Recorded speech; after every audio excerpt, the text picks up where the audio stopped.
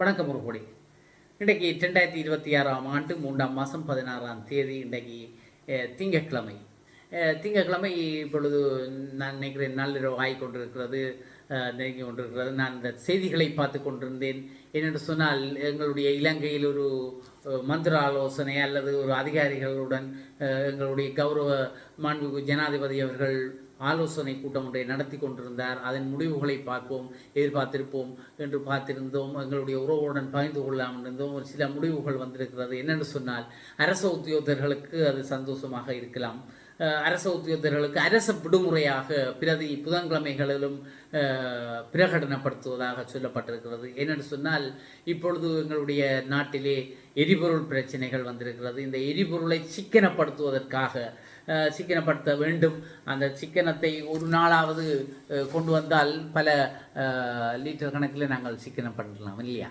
அப்போ சிக்கனம் பண்ணலாம், சிக்கனம் பிடிக்கலாம் என்றதுக்காக புதன்கிழமைகளில் அரச விடுமுறையாக பிரகடனப்படுத்தப்பட்டிருக்கிறது. அப்போ பாடசாலைகள் உட்பட அனைத்து திணைக்களமும் புதன்கிழமைகளில் மூடப்படுகிறது. ஆகையினால் அந்த நாட்களில் விடுமுறையாக இருக்கின்ற நாள் என்றபடினால் எரிபொருள்கள் நிச்சயமாக போக்குவரத்துக்கு ஏற்படுகிற எரிபொருள்கள் அல்லது திணைக்களங்களிலே இன்ஜின் போட்டு அந்த டீசல்கள் அப்படியான எரிபொருட்களை நாங்கள் மிச்சம் பிடிக்கலாம். அப்போ ஒரு நாட்டிலே ஒரு நாளைக்கு 8 மணித்தியாலமோ அல்லது 9-10 மணித்தியாலங்கள் மிச்சம் பிடிக்கின்ற போது அதை சிக்கனமாக நாங்கள் பாவிக்கக்கூடியதாக இருக்குமே என்று சொன்னால், அரசாங்கம் இப்பொழுது தட்டுப்பாடு வந்த காலத்திலிருந்தே சொல்லுகிறது, கொஞ்சம் சிக்கனமாக பாவியுங்கள், போக்குவரத்துகளை குறையுங்கள், அத்தியாவசிய போக்குவரத்தை செய்யுங்கள், அனாவசியமாக வீட்டை விட்டு வெளியேறாதீர்கள், அப்படியெல்லாம் சொல்லியிருக்கிறது. ஆகையினால் என்னென்னு சொன்னால், எங்களுடைய ஆட்கள் இந்த எரிபொருள் சிக்கனத்தில் கொஞ்சம் பிரச்சனையாக இருக்குது என்று சொன்னால், அதில் சேமிப்புக்கிறார்களோ அல்லது செலவிடுகிறார்களோ தெரியாது. என்னென்னு சொன்னால், எங்களுடைய நாட்டிலே 1.5 மாதத்துக்கு தேவையான ஒரு எரிபொருளை கடந்த 9 நாட்களில் கொள்ளளவு செய்திருக்கிறார்கள்.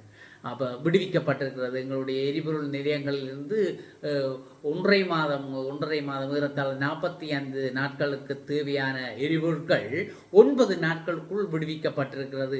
அது செலவழிக்கப்பட்டிருக்கிறதா, எரிந்து ஆவியாக போயிட்டுதா, அல்லது சேமிக்கப்பட்டிருக்கிறதா, அல்லது பதுக்கப்பட்டிருக்கிறதா, அந்த கதை எங்களுக்கு தெரியாது. ஆனால் 1.5 மாதத்துக்குரிய 1.5 மாதத்துக்கு பாவனைக்குரிய எரிபொருட்கள் 9 நாட்களில் விடுவிக்கப்பட்டிருக்கிறது.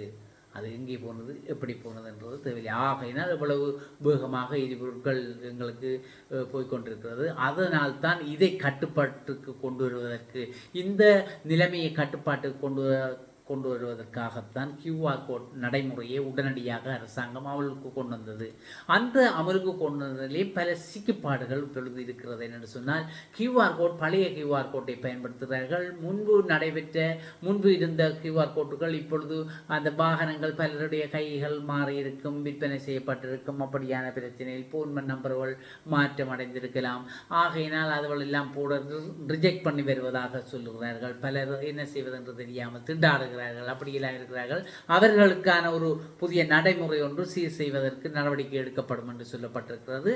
அதுவரைக்கும் இப்பொழுது நாங்கள் எங்களுடைய fuelpass.gov.lk என்ற இணையதளத்துக்கு போய் நீங்கள் அதை பதிவு செய்து உங்களுடைய முன்பு எந்த தொலைபேசி இலக்கத்தை கொடுத்தீர்களோ அந்த தொலைபேசி இலக்கத்தை கொடுத்து QR கோட்டை எடுத்து நீங்கள் ஸ்க்ரீன்ஷாட் அடித்து வைத்திருந்தால் போதுமானதாக இருக்கும்.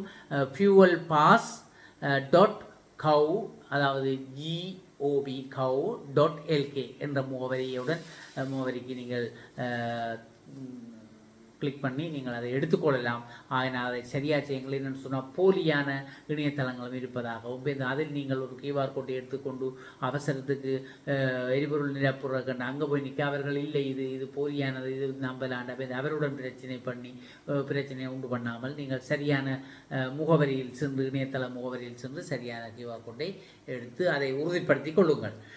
மற்றது இன்றைக்கு கூட இப்படியெல்லாம் வருகிறது. ஆனால் இன்றைக்கு கூட எங்களுடைய இலங்கைக்கு ஒரு பெரிய ஒரு டேங்கர் வந்திருக்கிறது, ஒரு கப்பல் ஒன்று வந்திருக்கிறது எரிபொருளை கொண்டு. அவர்கள் முதலே இது ஓர்டர் கொடுத்த எரிபொருட்கள் இப்போ வந்திருக்கிறது. ஏனென்று சொன்னால் 18,000 மெட்ரிக் டன் டீசலுடனும் 17,000 metric ton petrol, 3,000 metric ton super டீசலுடனும் அந்த கப்பல் வந்திருக்கிறது. அப்போ எங்களுக்கு அது கொஞ்சம் காலத்துக்கு இன்னும் போதுமானதாக இருக்குது. நாளை அது விநியோகிக்கப்படும். நாளை இல்லை நாளை மறுநாளோ அனைத்து எரிபொருள் நிரப்பு நிலையங்களுக்கும் அது பகிர்ந்தளிக்கப்படும். ஆகையினால் எங்களுக்கு தட்டுப்பாடு வருவதற்கான சாத்தியங்கள் இப்பொழுது இல்லை. எதிர்கால இதை கொண்டுதான் இப்பொழுது அரசாங்கம் ஒரு முடிவெடுக்கிறது, எரிபொருளை சிக்கனம் பிடிப்பதென்று. அத்துடன் மட்டுமில்லாமல் புதன்கிழமையில் விடுமுறை விடுவது மட்டுமல்லாமல் அரசாங்கத்தால் ஒழுங்கமைக்கப்பட்டது அல்லது தயார் நிலையில் இருக்கின்ற அல்லது தேதிகள் குறிக்கப்பட்ட அரச உற்சவங்கள் இதுமாக இருந்தால் அனைத்தையும் ரத்து செய்யும்படி அறிவிக்கப்பட்டிருக்கிறது. அனைத்தும் ரத்து செய்யப்படுகிறது என்றும் அறிவிக்கப்பட்டிருக்கிறது. ஆகையினால் பிரச்சனை சரியாக அணுகிறார்கள். நாங்கள் இந்த பிரச்சனையிலிருந்து நீங்க வேண்டும். மற்றது நாங்கள் இங்கே அப்படியே மத்திய கிழக்கு பூர்ணமாக இருந்தால் அந்த நீரிணை பிரச்சனை ஒன்று இருக்கிறது, காமோஸ் நீரிணை. இந்த காமோஸ் நீரிணையை அவர்கள் தாங்கள் மூடவே இல்லை என்று சொல்லியிருக்கிறார்கள். ஈரான் சொல்லியிருக்கிறது அது அப்படி ஒன்று நாங்கள் மூட இல்லையே, அப்படி ஒன்றும் பூட்ட இல்லையே, நாங்கள் திறப்பு போட்டு அப்படி இப்படி ஒன்றும் பூட்டவில்லை, ஆகையினால் அது ஒன்றும் பிரச்சனை இல்லை என்று அவர்கள் சொல்கிறார்கள். திறந்தான் இருக்கிறது. ஆனால் யாருக்காக திறந்திருக்கிறது? எங்களுக்குரியவர்களுக்கு அது திறக்கப்பட்டிருக்கிறது. ஆகையினால் அது பிரச்சனை இல்லை. எங்களுடைய எதிரிகளுக்கு அது மூடப்பட்டிருக்கிறது. எங்களுடைய எதிரிகள் அது செல்ல முடியாது. ஆகையினால் அது பிரச்சனை இல்லை, நாங்கள் திறந்துதான் இருக்கிறோம், பிரச்சனை இல்லை என்று. ஆனால் காமோஸ் நீரினை பாதுகாக்க போர்க்கப்பலை அனுப்புங்கள் என்று எங்களுடைய டொனால்ட் ட்ரம்ப் அவர்கள் கேட்கிறார். எல்லா நாடுகளையும், நேட்டோ நாடுகள் எல்லாரையும் கேட்டிருக்கிறார். ஆனால் பல நாடுகள் உடனடியாகவே நேரடியாகவே மரபு தெரிவித்திருக்கு, நாங்கள் உதுக்கெல்லாம் பெறலாது, இதெல்லாம் பிரச்சனை. நேட்டோ நாடுகளை இவர் கேட்டுக்கிறார், உதவுங்கோ, வாங்கோ, எல்லாரும் கப்பலை கொண்டு வாங்கோ, எல்லாரும் சேர்ந்து அதுக்களால் போய் அந்த தடையை நாங்கள் உடைத்தெறிவோம் என்று. அதுக்காகத்தான் ஈரான் சொல்லியிருக்கு. அப்படி அங்கே ஒரு பூட்டையிலே ஒரு தடையும் இல்லை, போகலாம், போக வேண்டியவர்கள் போகிறார்கள், அது பிரச்சனை இல்லை என்று சொல்லியிருக்கிறார். ஆனால் பல ஆய்வு வல்லுநர்கள், பல சிந்தனையாளர்கள் எல்லாம் சொல்லியிருக்கிறார்கள் இது ஒருபோதும் நடக்காது, அமெரிக்காவால் இது திறக்க முடியாது, பூட்டினாதாடா திறக்கவே முடியாது என்றெல்லாம் சொல்லியிருக்கிறார்கள். பிரித்தானியா அல்ல பிரான்ஸ், ஆஸ்திரேலியா, ஜெர்மன் போன்ற நாடுகள் நேரடியாகவே சொல்லிவிட்டார்கள், இந்த விளையாட்டுக்கு நாங்கள் வரையில் பிச்சை வேண்டாம் நாயப்படி என்ற மாதிரி அவர்கள், நாங்கள் வரையில் நீங்களே பார்த்துக்கொள்வோம், நீங்களே துவங்குனீங்க மைண்டு வாய்ஸ் ஒன்று சொல்லும் என்னடா, எங்களை கேட்டால் நீங்கள் துவங்குனீர்கள் யுத்தத்தை இல்லைத்தானே, ஆகினால் நீங்கள் துவங்கினீர்கள், நீங்களே முடித்து வைங்கள் என்று அவர்கள் நேரடியாகவும் பலர் சொல்லிவிட்டார்கள். அப்போ இது ஒரு பெரிய தலையடி எங்களுடைய டொனால்ட் ட்ரம்புக்கு. அவர் கொஞ்சம் விரட்டித்தான் பார்க்குறாரு. இப்போ பல பிரச்சனைகளை நீங்கள் சந்திக்க வேண்டி வரும் பெராட்டி என்று விரட்டி பார்க்குறார். அவர் ஒரு நாளும் விரட்டாமல் கதைப்பதில்லைத்தானே. டொனால்ட் ட்ரம்பினுடைய பேச்சே அப்படித்தான், ஒன்றில் கிண்டல் அடிப்பார், மற்றவர்களை நகல் அடித்து கதைப்பார் அல்லது விரட்டுவார். மற்ற அவர் சாந்தமாக கதைத்து, ஐயோ நேற்று நாடுகளை எனக்கு உதவுங்கள், என்னால் முடியாமல் தான் இருக்கிறது, கொஞ்சம் நான் அவசரப்பட்டு விட்டேன் போல கிடக்குது, நான் கொஞ்சம் போராட்டத்தை முதலே துவங்கிவிட்டேன், கொஞ்சம் கஷ்டமாக தான் இருக்குது, நீங்கள் ஹெல்ப் பண்ணுங்க அல்லது ஒரு ஈரானோட பேசுங்களேன், பேசி ஒன்றை செய்வோம், வாங்க ஒற்றுமே அப்படியெல்லாம் கதைக்கிறேன். வாரீங்களோ இல்லையோ, என்ன கஷ்டத்தை சந்திக்க போகிறீங்களோ இல்லையோ, சந்திப்பீங்களா இல்லையோ, பெரிய கஷ்டத்தை சந்திப்பீங்க, என்ன கஷ்டம் சந்திக்கிறது ரெண்டு அவர்கள் அப்படியான பாணிக்கு தான் அவர் பேசுகிறார். அப்போ தன்மையாக பேச அவர் இல்லை. ஆகையினால் இந்த விடயங்களைத்தான் நான் கூறுவதற்காக உடனடியாக இந்த வீடியோ போடுகிறேன். புதன்கிழமை நாளை மறுதினம் விடுமுறை, பிரதி புதன்களும் இந்த எரிபொருள் பிரச்சனை தீரும் வரைக்கும் இந்த விடுமுறை தொடரும், அரச விடுமுறை. அதனால் சனி ஞாயிறுகளிலும் அரசு திணைக்களங்கள் இயங்காது, சில விளையாடு நேரம் கால் நேரம் என்றெல்லாம் போவார்கள், அதெல்லாம் இயங்காது இனி. ஆகையினால் புதன்கிழமை விடுமுறை விடப்பட்டிருக்கிறது. எரிபொருள் பிரச்சனை சிக்கனங்கள் பிடித்து எரிபொருள் பிரச்சனை தீரும் வரை.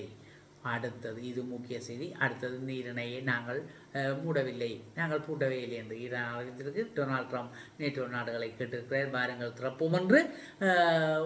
நாடுகள் பல தாங்கள் வர முடியாது என்று சொல்லியிருக்கிறார்கள். ஆகையினால் இது திறப்பதற்கு அமெரிக்கா கஷ்டம் என பல ஆய்வாளர்கள் சொல்லியிருக்கிறார்கள். இத்துடன் இந்த செய்திகளை நிறைவு செய்து கொண்டு மீண்டும் நான் நாளை உங்களை சந்திக்கும் வரை உங்கள் அனைவரிடம் இந்த விடைபெற்றுக் கொள்வது உங்கள் அன்பின் முருகன். நன்றி, வணக்கம்.